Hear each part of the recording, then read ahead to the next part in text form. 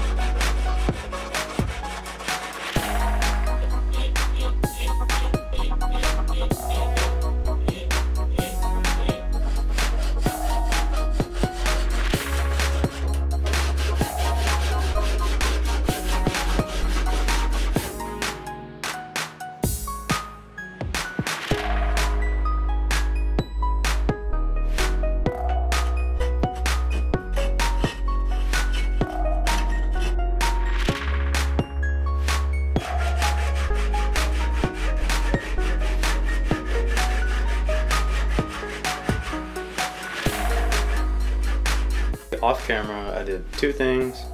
One, I made the trigger. It's exactly the same as the other one I made. I'll put a picture here probably.